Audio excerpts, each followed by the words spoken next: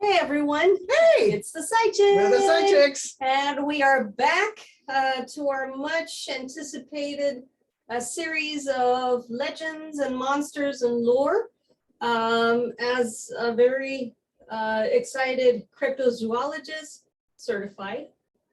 So wanted to get a little bit deeper, being for the month of October 2021, want to talk a little bit more about legends and lores that we all grew up and came to accept as part of our cultures. Talking about, for instance, knocking on wood. I am Latina, so there was a lot of that growing up. I am not.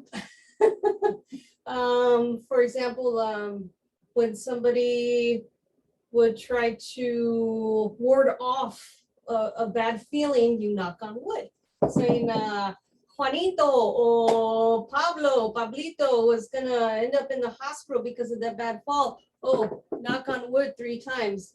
Growing up, I would see my dad doing that constantly, my mom too, but more my dad. It's a very old Eastern Eurocentric custom. And that's another thing that oral traditions stick with a lot of us as we're growing up. For those of us that are going through the ascension period, we're starting to find out that a lot of the legends and lores are actually truths that have been diluted. Now, my dad used to talk about knocking on wood. He was European, but he did it a little different. He would come up to me, he'd go knock on wood, and then he'd do that on my head. So I'm not quite sure what he meant by that. Maybe your dad and my dad can meet. Yeah. But it did give me good luck. Every single time.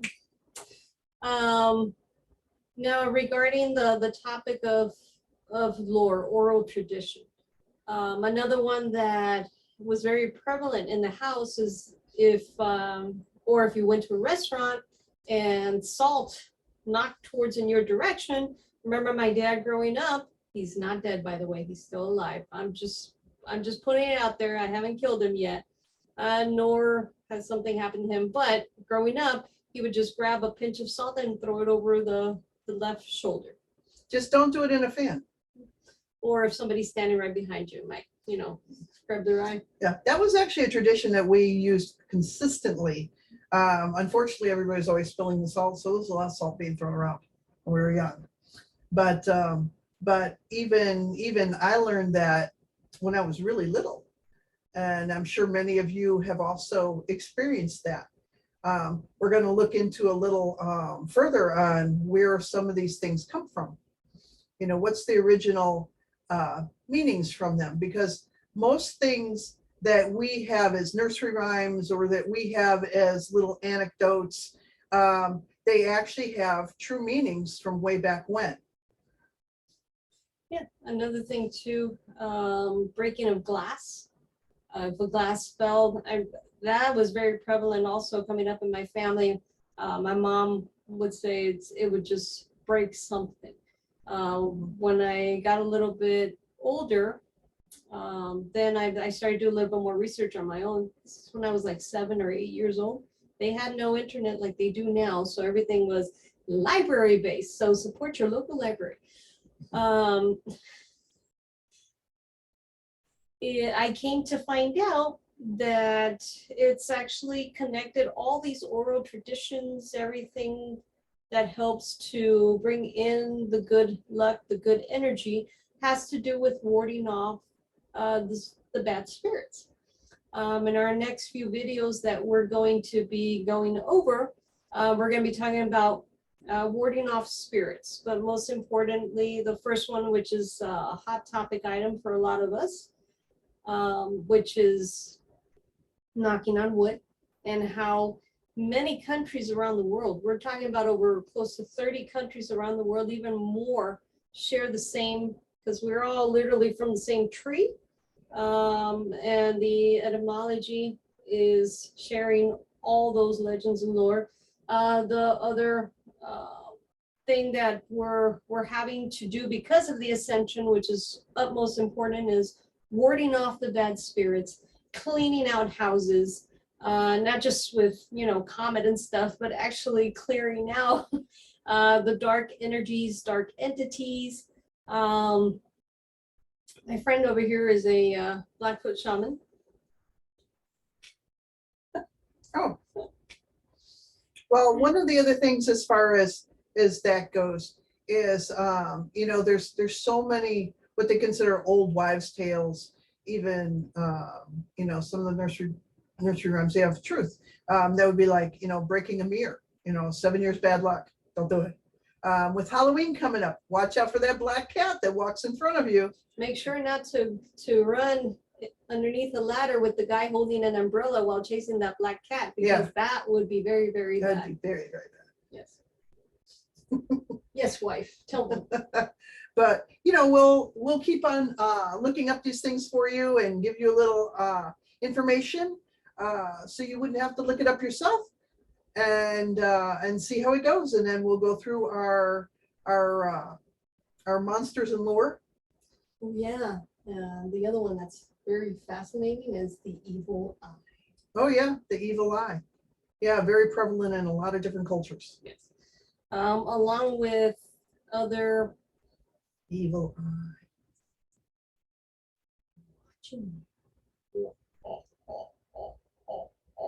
But enough of that. You're such a bad influence. Me?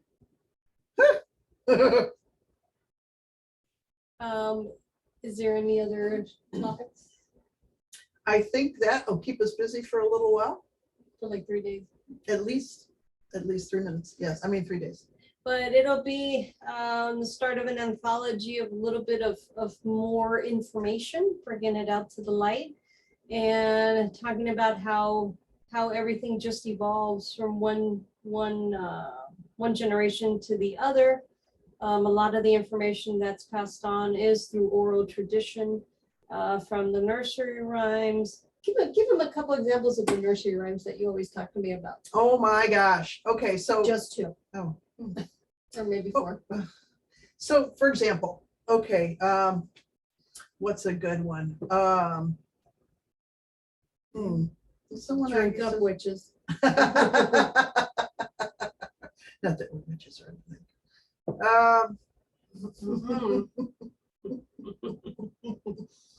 Oh, that's so bad. Well, there's one, a tisket, a tasket. No, that's not it. Who had the brown and yellow basket? Oh, ring around the rosy. Oh yeah, ring around the rosy, a pocket full of posies, ashes, ashes, we all fall down. Now, I'm sure every kid, when they were young, sang that song, and they would get in a little circle, and they, go in a little circle and dance around and everything. But what most people do not realize is that was a song that originally came from the Black Death, the plague. And basically what it was is ring around the rosy was basically a pocket full of posies. They had to put flowers on the people because it would smell so bad. And ashes, ashes, we would all fall down. They had to burn the bodies to get rid of the virus that killed all these people, so it wouldn't spread to others. But it ended up being a song because it was a way of remembering history, but somewhere along the way it became a little child's song. And there are a lot of those things that have come down through history, and Grimm's fairy tales again. A second nursery rhyme. A second nursery rhyme? Yeah. London Bridge is falling down. London Bridge is falling down, falling down, falling down. London Bridge is falling down, down, down, down. My Fair Lady. Yeah. My guess is the lady was standing there and the bridge came down. Ah! No. I'm pretty sure she didn't scream like that after a while. We'll look that one up for you. We'll come up with a few of the nursery rhymes and a few of the other anecdotes, and give you a little heads up on Grimm's fairy tales. Well, before we leave, do you have any fairy tales that you grew up hearing because you're German? Come from German descent, right? Mhm. Anything that you heard while growing up with your grandma? Your grandma was very, very significant in your life. Anything that she would use to ward off or tell you stories to help you remember them? Oh, well, she definitely was very German, very strong German accent, and so was my grandfather. They came over on the boat, and so technically, I guess I'd be second generation out from them Mhm. as an American. But they were also very suspicious, very superstitious on quite a few things, because, they bring this stuff back from the old country. And one of the things that they always, and this is something that, the majority of people do learn as the kids, is you praying over your food. Now, a lot of people think, and I think in a lot of instances, that praying over your food is a way of blessing your food from God. And it's a very religious thing that is taught throughout the world. But when it also comes to frequency, and with the ascension, it's all about frequency, raising your frequency up so you can, be of a higher consciousness. And when you pray over your food, you're literally changing the molecular structure of the food to be able to make it healthier for you. And it was something that I'm not sure if way back then they had any clue of that, but I know it goes back centuries and centuries and centuries. And any stories that your grandma told you?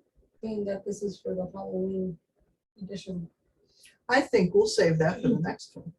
You got nothing at all. I got nothing. Oh, that's a turn. Okay, so with that being said, about the legends, monsters, lore, oral traditions, frequency, and whatnot, may the spirits guard you and guide you in moments of darkness.